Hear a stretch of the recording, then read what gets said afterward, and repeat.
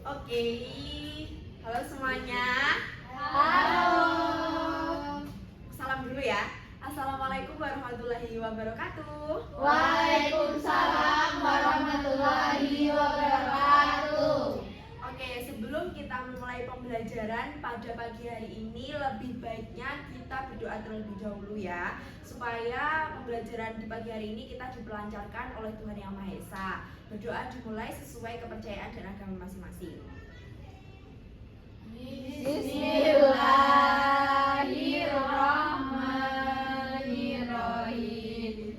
Raditu billahi rabban wa bil islami dina wa bi Muhammadin nabiyyan wa rasulah. Rabbi zidni ilman warzuqni fahma waj'alni min ibadikas sholihin. Amin.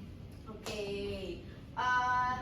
di pagi hari ini gimana nih kabar kalian, adik-adik semua, teman-teman semua? Sehat. Alhamdulillah. Ini ada yang lapar ngantuk ini belum sarapan ya? Terus tadi malam kok bisa ngantuk itu kenapa? Main HP. Kalian ini sangat-sangat aneh ya.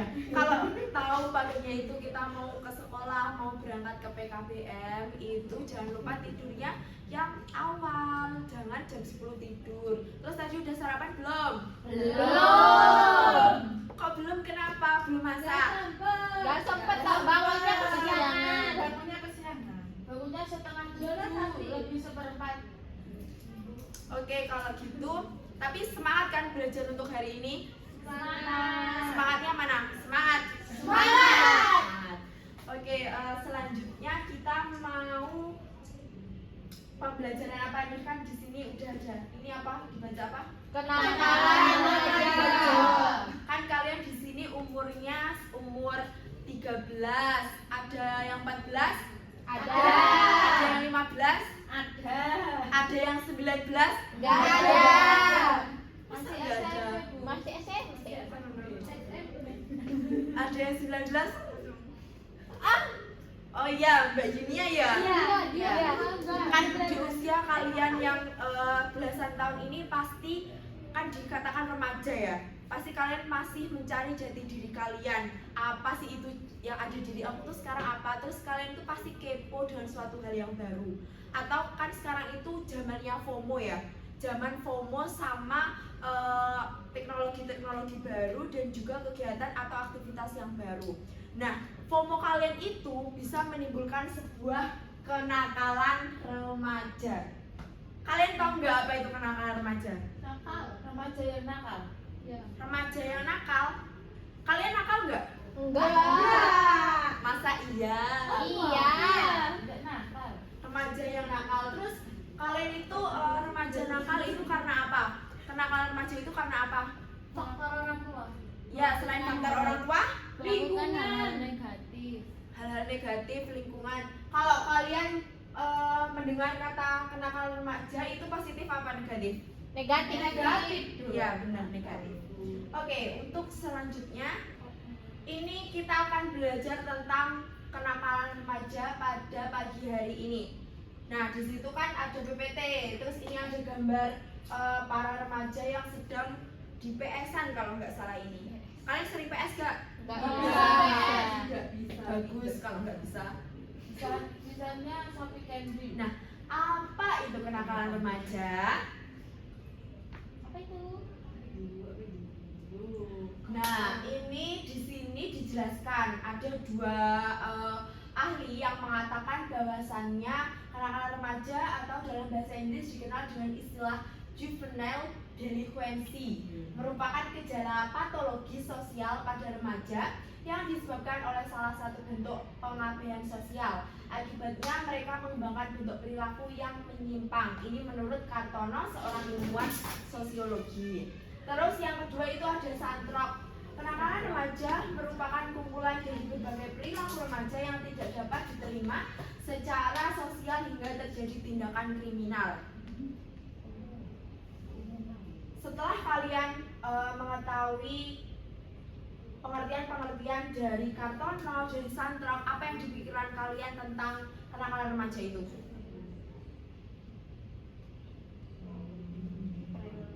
Perilaku yang menyimpang. Ya, perilaku yang menyimpang. Ada lagi? Perilaku negatif. Perilaku negatif. Ada lagi?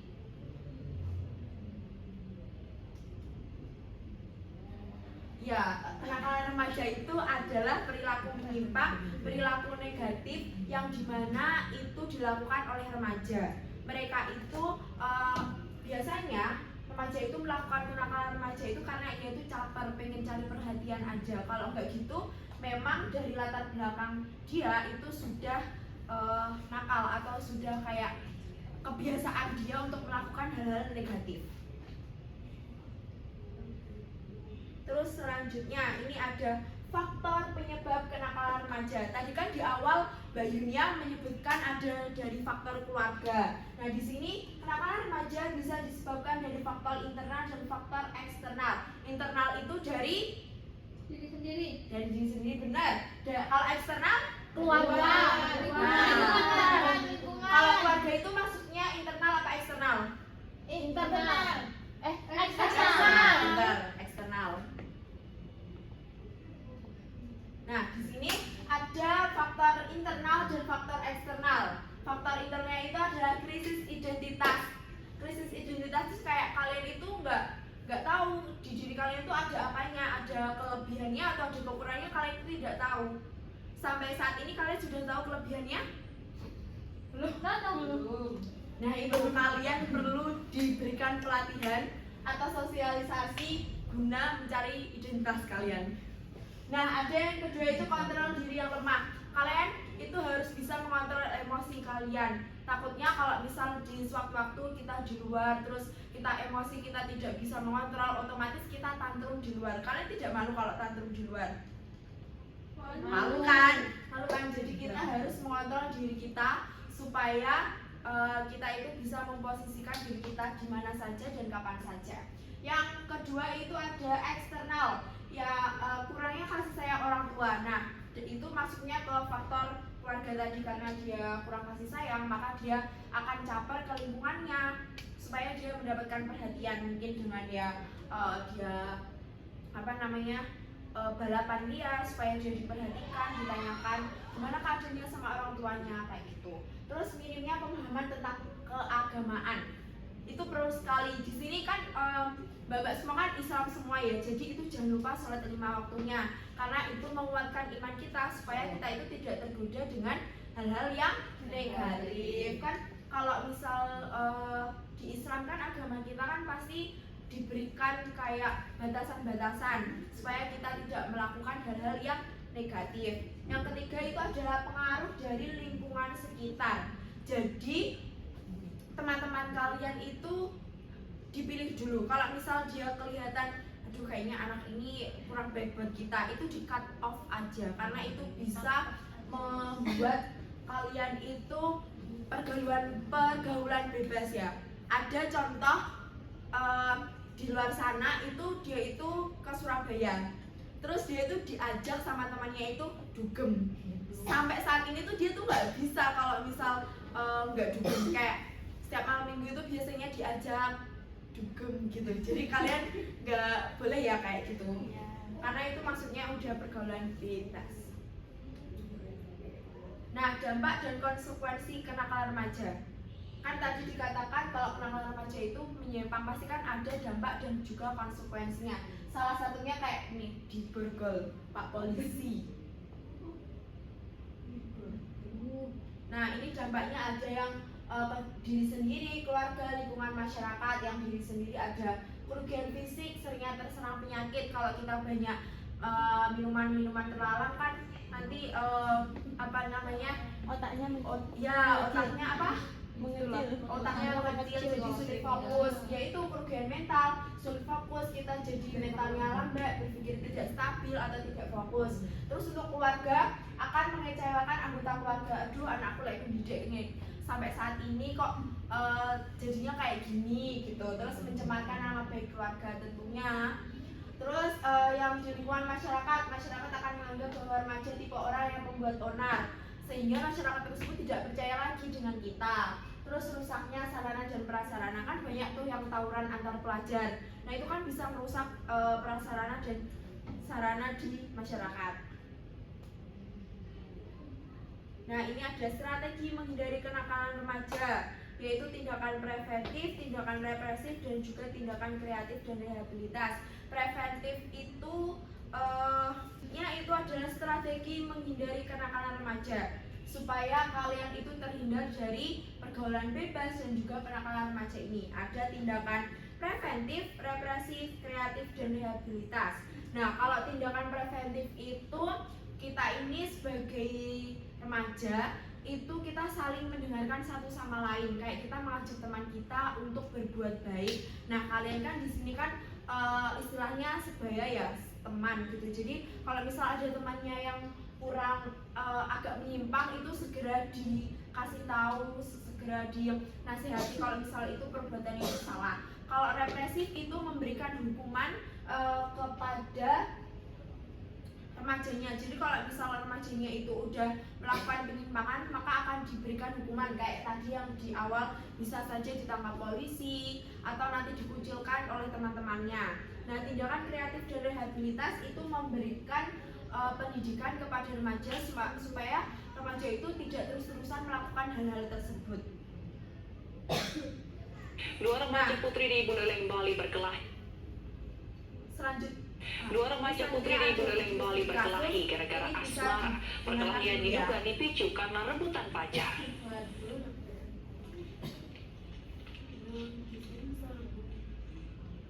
Video perkelahian dua remaja putri ini viral di media sosial. Kedua remaja serta beberapa temannya sebelumnya berjanji bertemu di Taman Bung Karno, Sukasada, Buleleng. Namun keduanya tidak dapat menyelesaikan masalah hingga akhirnya berduel. Diduga kedua remaja putri berusia belasan tahun tersebut berkelahi karena rebutan pacar. Anak-anak yang belum dewasa juga melakukan perkelahian di taman kota yang ada di daerah Sukasada. Itu benar, awalnya sih mereka janjian untuk bertemu di taman kota dimaksud. Kemudian permasalahannya adalah berbuat masalah pacar aja, ribut masalah pacar. Polisi telah memanggil remaja putri yang terlibat dalam perkelahian. Hingga kini kasusnya masih didalami oleh kepolisian Polsek Sukasada, Bali. Dari Buleleng, Bali, Pande Wismaya, iNews melaporkan. Oke, itu tadi ada kasus yang dimana ada dua remaja yang berkelahi karena rebutan pacar. Jadi setelah ini saya minta kalian analisis dari video ini, apakah ada faktor penyebab dari kenakalan remaja tersebut, terus apa kasusnya, terus juga tadi gimana cara kita menangani. Saya kasih waktu 10 menit kalian mengerjakan, kemudian nanti setiap anak harus mempresentasikan hasil kerjanya tersebut. Jika kalian sudah melihat studi kasus di sini kan, terus udah tak kasih waktu 10 menit buat kalian menganalisis kasus di sini. Saya mau dari kalian untuk apa sih pendapat yang sudah kalian berikan di sini, berikan tentang kasus ini. Coba angkat tangannya yang mau. Ya, Mbak Yesa dan juga Mbak Dida. Mbak Yesa dulu ya. Ya. Menurut saya kasus tersebut terjadi karena kurangnya manajemen emosi dari pengatur emosi dari remaja ini. Jadi kan kalau remaja kan masih masa peralihan dari anak-anak ke dewasa. Jadi kan kayak masih banyak labil-labilnya kayak gitu. Jadi mungkin di sini juga emosinya itu kurang stabil kayak gitu, dan masih kayak maunya sendiri gitu loh, nggak memikirkan dampaknya ke depannya. Dan juga biasanya kalau kayak gini tuh adanya provokasi dari teman-teman sebayanya, kayak iya nggak apa-apa, kamu duel aja sama ini biar tahu rasa. Iya kayak gitu Bu, menurut saya. Oke, tepuk tangan dulu dong untuk Mbak Yesa. Jawabannya tepat. Ya benar, salah satunya itu karena si anak ini tuh tidak bisa mengendalikan emosinya. Kan tadi saya bilang kalau misalnya kita tidak bisa mengendalikan emosi, takutnya di luar kita itu tantrum. Nah, jadi kan seperti ini, yang malu siapa? Dia sendiri gitu. Nah, Mbak Dida coba bagaimana? Kalau menurut saya faktornya hampir sama kayak Mbak Yesa, kontrol diri dari si anak itu lemah. Lalu untuk pemahaman tentang keagamaannya kurang. Kan kalau di agama kita udah dikasih tahu kalau pacaran itu gak boleh. Terus kalau sesama teman ini harus hidup rukun gitu-gitu. Lalu dampak dari mereka setelah melakukan ini tuh ortunya pasti kecewa. Lalu untuk diri dia sendiri pasti badannya sakit-sakit kan, berantem, lalu ditangkap juga sama polisi, diamankan polisi, membuat nama keluarganya juga menjadi buruk. Seperti itu, Bu. Oke, terima kasih untuk tepuk tangan untuk Mbak Dida. Ya benar, jadi setelah adanya pertengkaran tadi pasti otomatis kan fisik kita kan juga kena ya, saling hantam kayak gitu kan.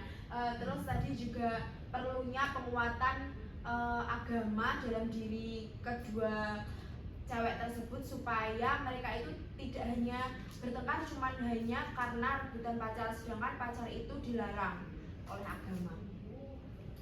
Nah, oke. Terima kasih atas partisipasinya teman-teman semua. Setelah ini kan tadi kan saya sudah menjelaskan tentang apa itu konsep kenakalan remaja, terus juga ada faktor-faktor remaja, faktor-faktor kenakalan remaja, terus ada dampak dan juga konsekuensi dari kenakalan remaja, dan yang terakhir itu ada bagaimana cara kita menghindari kenakalan remaja tersebut. Pasti kalian sudah mendapatkan pemahaman yang baru. Saya mau satu anak maju ke depan untuk memberikan kesimpulan pembelajaran pada pagi hari ini. Ayo, siapa yang mau maju? Nanti yang maju akan dapat sesuatu dari saya.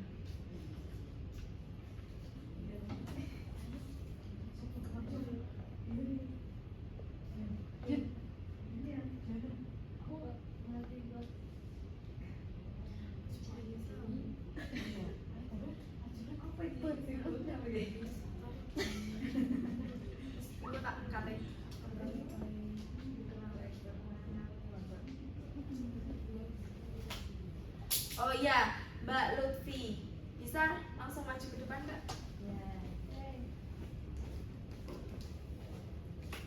Dari kesimpulan pada materi hari ini itu tadi menjelaskan tentang pengertian kenakalan remaja.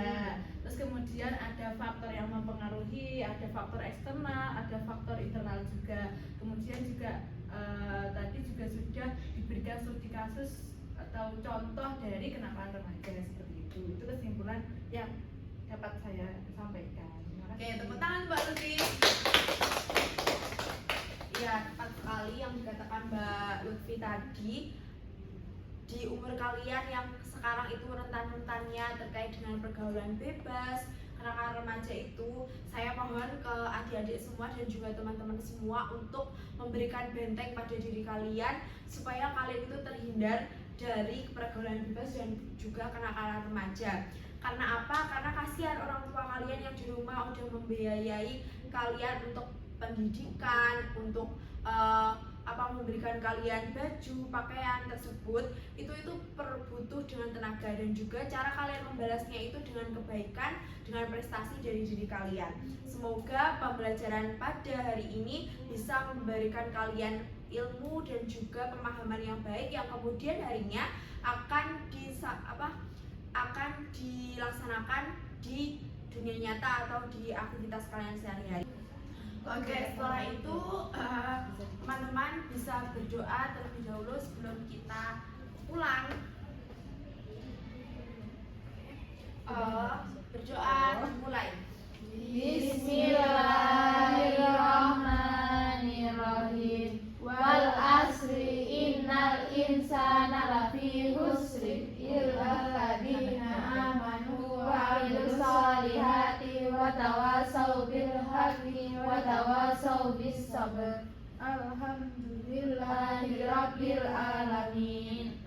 Oke, sekian dari saya. Sampai ketemu di minggu depan. Billahi taufiq wal hidayah. Wassalamualaikum warahmatullahi wabarakatuh. Waalaikumsalam